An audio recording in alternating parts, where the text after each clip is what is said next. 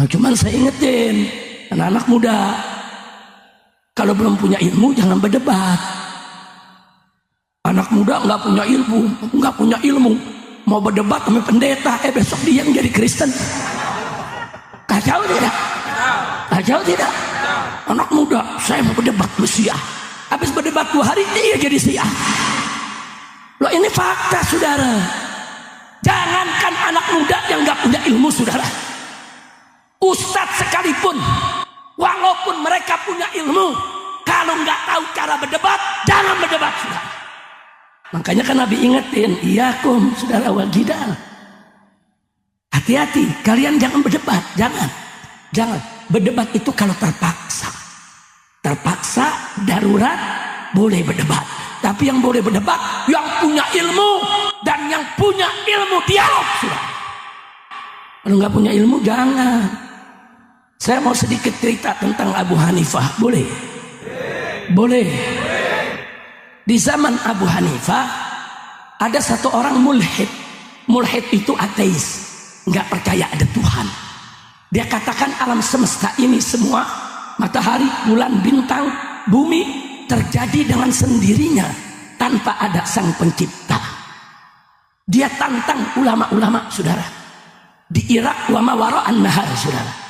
Dia tantang sama orang ini, ayo mana ulama mau berdebat dengan saya. Banyak ulama yang tampil berdebat kalah. Ada lagi ulama tampil berdebat kalah. Semakin banyak ulama kalah debat, orang ini semakin banyak pengikutnya, saudara. Akhirnya ulama berhenti, nggak berani berdebat. Akhirnya ulama musyawarah, bagaimana ngadepin orang ini? Ini ilmu debat yang luar biasa, saudara. Udah dihadapi dengan ilmu. Ini orang ilmu dialektikanya, ilmu debatnya, saudara, luar biasa.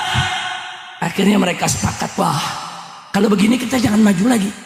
Kalau kita berdebat kalah lagi, ini makin banyak ini yang murtad. Akhirnya mereka sepakat, kalau kita mesti kita cari siapa ulama yang bisa menghadapi orang ini. Tapi dia diemin juga nggak boleh, bahaya. Dia suar-suar di mana-mana, saudara, kuat-kuat. Tuh lihat, nggak ada ulama berani berdebat dengan saya. Berarti saya benar, Islam itu salah. Ya keluar-keluar, saudara. Nah, akhirnya ulama sepakat. Ada satu saudara kita ulama di seberang sungai sana, Halim, dialah An-Nu'man Abu Hanifah, saudara. Kita lapor aja, kita minta bantuannya. Datang mereka ke Abu Hanifah. Mereka cerita, ya Abu Hanifah, ini kita nih kedatangan orang jago berdebatnya. Dia debat kita dalam persoalan Tuhan yang nggak ada. Ceritain. Jadi tolonglah kami. Kami udah nggak bisa ngadepin orang ini. Semakin hari semakin banyak yang murtad. Abu Hanifah senyum. Kata Abu Hanifah, baik, saya siap berdebat dengan dia. Sampaikan ke dia, kalian tetapkan harinya, tempatnya, tanggalnya. Tapi syarat, saya nggak mau berdebat 4 mata. Saya mau berdebat 1 kota, kumpulin semua. Yang terpengaruh sama dia kumpulin semua di alun-alun. Bikin panggung di tengah. Saya pengen berdebat terbuka. Nah, akhirnya disampaikan ke orang tadi. Ini ada orang mau berdebat. Siapa? Abu Hanifah, tapi mintanya di lapangan. Setuju dia, saudara. Saya setuju. Ditetapkan harinya, ditetapkan jamnya, saudara. Singkat cerita, pada hari yang sudah ditentukan, umat sudah ribuan yang kumpul di tengah lapangan. Baik yang sudah terpengaruh maupun yang belum terpengaruh, saudara. Ulama-ulama juga kumpul ingin memberikan support kepada Abu Hanifah, saudara. Nah, begitu masuk waktu duha, sesuai dengan janji, orang ini sudah datang duduk di atas panggung. Umat ribuan sudah hadir. Abu Hanifah nggak datang. Celingak-celinguk di ulama semua. Gimana nih Abu Hanifah belum datang? Ini orang bilang tuh, mana ulama kok terlambat? Dia maki-maki Abu Hanifah, sudah. Tapi saya beri waktu, kita tunggu sampai siang. Ditungguin. Sejam Abu Hanifah nggak datang. 2 jam nggak datang. 3 jam nggak datang. Matahari mulai tinggi, saudara. Marah orang ini. Saya beri waktu lagi sebentar. Kalau beberapa waktu ini dia tidak datang, berarti dia takut dan saya menang. Ternyata Abu Hanifah tetap nggak muncul.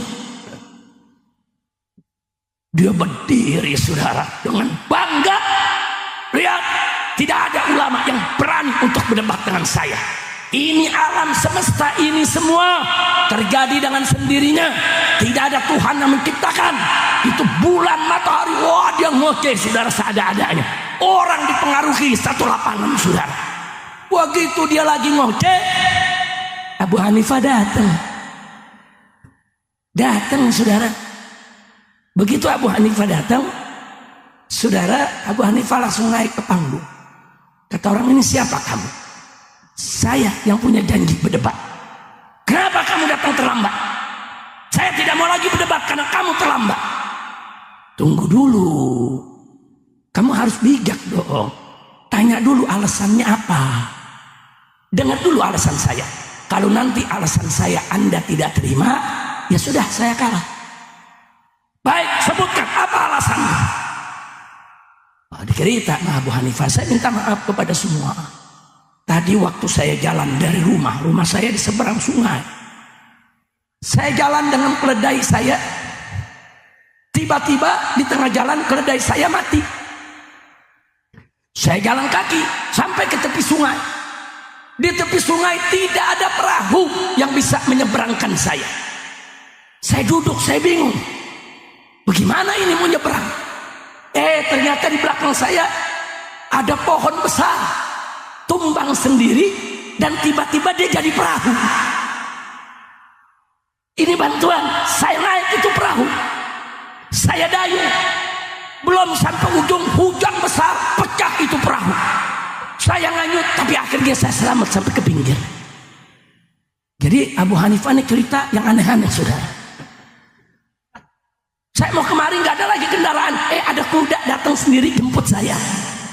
Nggak tahu itu siapa punya. Saya naik, saya berangkat kemari. Ini orang dengar Abu Hanifah cerita, berhenti, kau gila ya? Kau gila ya? Dia bilang, umat yang kumpul, lihat, ini orang gila ini. Mana ada perahu jadi dengan sendirinya? Mana ada? Akal sehat mana yang bisa terima masa perahu jadi sendiri? Ya perahu otomatis ada yang buat dong. Kata Abu Hanifah, oh begitu.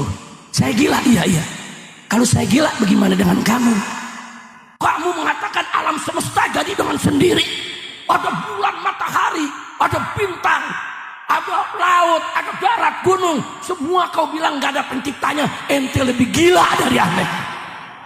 Habis ngomong begitu, Abu Hanifah turun, jalan pulang. Umat satu alun-alun. Saudara semua menyatakan Abu Hanifah menang berdebatnya, saudara. Alhamdulillah. Kira-kira jelas gak? Kadang-kadang berdebat nggak mesti pakai ilmu, saudara. Digebak-gebak begitu itu pakai logika, saudara. Memang itu kemahiran Abu Hanifah, saudara. Makanya anak-anak bangil, kalau nggak punya ilmu, anak muda jangan berdebat. Wah, anak bangil. Saya ahli sunnah sejati. Saya mau berdebat dengan Wahabi. Gak mungkin Wahabi menang dengan saya. Berdebat 3 hari 3 malam, dia jadi Wahabi. Ada gak yang begitu? Orang mantan Kiai NU yang jadi Wahabi ada. Ngarang buku lagi, saudara. Innalillahi wa inna ilaihi rajiun. Habib yang jadi Wahabi ada. Gara-gara apa? Nggak punya ilmu, sok beda. Nah, kira-kira jelas gak semua? Siap jaga ahlus sunnah? Siap bentengi ahlus sunnah? Siap bela ahlus sunnah? Takbir! Sallu ala nabi. Nah, sekarang saya masuk yang berikutnya. Ini hal penting, saudara. Saya pernah diundang ke Kementerian Agama. Saat itu yang jadi menteri Pak Lukman Hakim Saifuddin, saudara. Dia bertanya, Habib Rizik punya usul apa? Ini kita pemerintah punya program deradikalisasi. Apa itu deradikalisasi? Kita berdakwah, memberikan pencerahan, menyadarkan umat supaya umat ini jangan jadi radikal. Saya jawab, Pak Menteri, program Anda itu sangat bagus. Tapi maaf, Kalau Anda hanya melakukan program deradikalisasi, tidak diimbangi dengan deliberalisasi, nggak bakal berhasil Pak Menteri. Justru bahaya. Umat diajak supaya tidak radikal, tapi liberal dibiarkan. Ini kalau liberal tiap hari menghina Quran, menghina Nabi, menghina Allah, udah dilaporin gak ditangkap-tangkap saudara. Umat Islam yang tidak radikal pun besok jadi radikal saudara. Saya mau tanya, kalau tiap hari Nabi dihina, marah tidak? Kalau tiap hari Allah dihina, marah tidak? Ini aswaja yang tidak radikal, yang sabar, ramah, santun. Tapi kalau kupingnya tiap hari dengar Nabi dihina, Allah dihina, Quran dihina, dia bakal radikal. Dia akan bunuh itu yang menghina Nabi. Betul? Takbir. Jadi saya bilang, buat apa Anda mengajak umat untuk tidak radikal, tapi liberal dibiarkan? Nggak bisa. Harus seiring sejalan. Ada deradikalisasi, ajak umat dikerahkan supaya jangan jadi muslim yang radikal. Pada saat yang sama ajak umat sadarkan jangan sampai mereka terpengaruh liberal. Nah, kalau tidak ada liberal, tidak ada yang hina agama, tidak ada yang hina ulama, liberal ini enggak ngobok-ngobok tengah-tengah kita saudara, maka mengatasi radikalisme lebih mudah. Kira-kira jelas tidak? Saya tambahin lagi satu. Nah, kalau mau lebih berhasil lagi Pak Menteri, satu, bikin program deradikalisasi. Dua, bikin program deliberalisasi. Dan yang ketiga, bikin program aswajaisasi. Apa itu aswajaisasi? Kita sebarluaskan dari Sabang Indonesia akidah aswaja, akhlak aswaja, perilaku aswaja, agar semua orang tahu aswaja itu indah, aswaja itu bagus, aswaja itu ditolak. Alasannya ini arahan atasan. Nah, kalau penghina ulama, penghina Nabi, penghina Quran yang jelas-jelas melanggar hukum saudara, kita laporkan, terus Polri tidak mau proses. Jangan salahkan rakyat. Kalau rakyat menduga jangan-jangan yang menghina kita semua itu adalah peliharaan Polri saudara. Betul? Kalau bukan peliharaan mereka, kenapa tidak diproses? Giliran ada Habib salah ngomong sedikit, tangkap, sigap banget. Giliran ada kiai ngomong keras sedikit, tangkap, sigap banget saudara. Sigap. Tapi giliran ada yang menghina Nabi, menghina kiai, menghina habaib, menghina ulama, sudah dilaporkan, lengkap bukti, lengkap saksi, kenapa dibiarkan? Saya sampaikan di mimbar-mimbar, saya sampaikan kepada Pak Kapolri.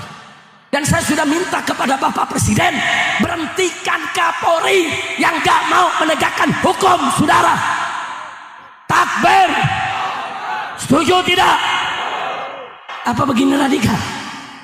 Bukan, ini amar ma'ruf nahi munkar. Ini baru gigi 3 nih.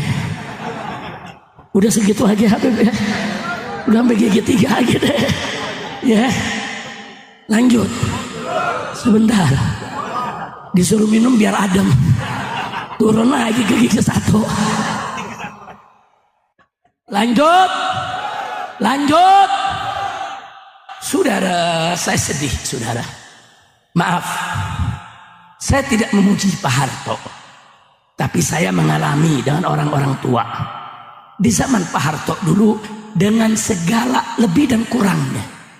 Yang namanya pejabat, saudara, sopan, santun. Kalau dia jadi menteri, dia jadi gubernur, saudara, ngomongnya hati-hati. Bahkan duduknya nggak berani angkat kaki, saudara. Sopan, kalau ada keluhan dijawab saudara. Kalau sekarang lain lagi, ibu-ibu teriak telur mahal, pejabat nah, cuman kalau presidennya nggak mau dikesianin bagaimana? Kita kesian, kita mau bantu saudara. Makanya saya sudah sampaikan ke beliau, kalau Bapak Presiden mau betul-betul mimpin dengan baik, kami para habaib, kami para kiai, kami para ulama siap mendukung Anda, membela Anda, memagari Anda. Bukan hanya di belakang Anda, tapi di depan Anda, di kanan Anda, di kiri Anda. Tapi syarat, satu saja syaratnya. Jokowi dan kroni-kroninya pecat, berhentikan, tangkap, adili, masukkan ke penjara, saudara. Takbir, takbir. Lu takut bener lu takbir? Coba yang sebelah sana, saya mau lihat takbir. Angkat tangan semua takbir. Yang enggak angkat tangan ketahuan tuh anak buah siapa.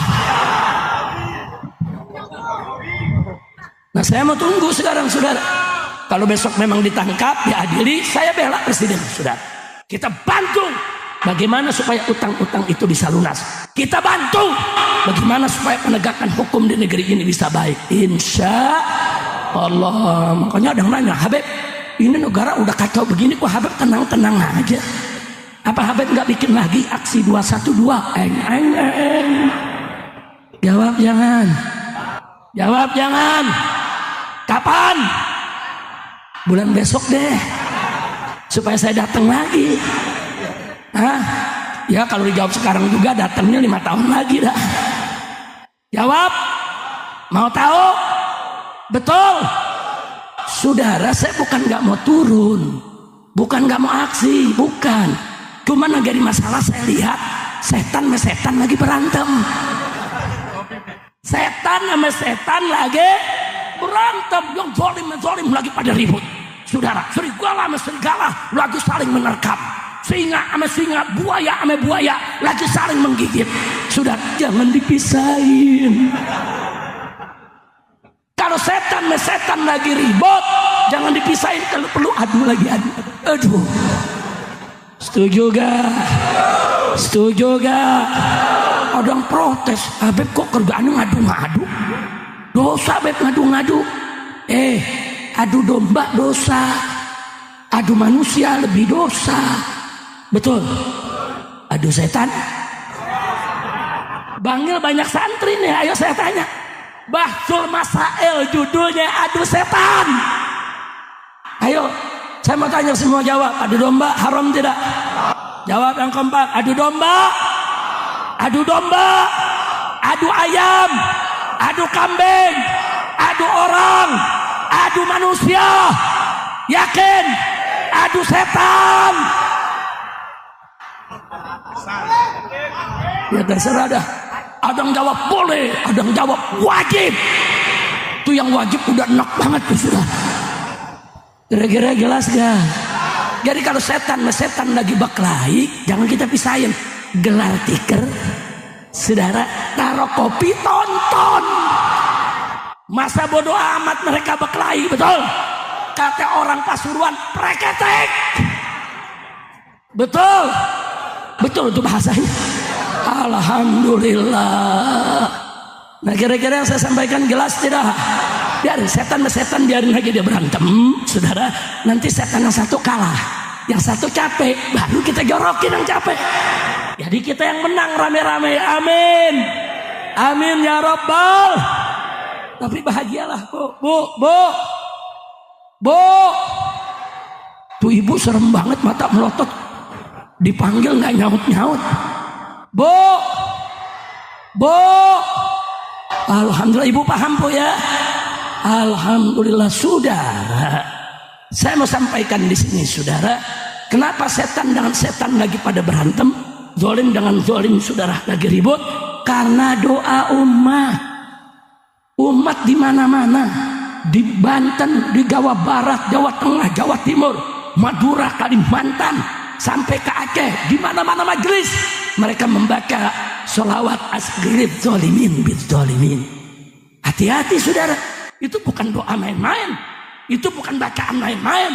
Saudara, ini yang baca ribuan umat, jutaan umat. Saudara, menjadi munajat, menjadi apa? Menjadi curhatan hati mereka kepada Allah. Mereka panjatkan munajat mereka. Mereka minta kepada Allah, ya Rabb, bikin sibuk untuk orang yang zalim dengan yang zalim. wa akhrijna min baini salimin, dan keluarkan kami, selamatkan kami dari tengah-tengah mereka dalam keadaan selamat. Di mana-mana saudara dalam beberapa tahun terakhir baca, dan saatnya sekarang ini digobulkan oleh Allah. Nah kalau Allah lagi gobulin jangan dipisahin, syukurin. Alhamdulillah. Kira-kira jelas gak? Jelas semua? Nah intinya saudara, negara kita sedang tidak baik-baik saja. Kesian Bapak Presidennya, doain negeri ini saudara. Doa silahul mukmin saudara. La yarudul qada illa doa. Doa ini saudara mukhul ibadah. Intisarinya ibadah, otaknya ibadah, senjatanya orang yang beriman. Baca, Allah akan kabulkan kita punya doa. Insya Allah.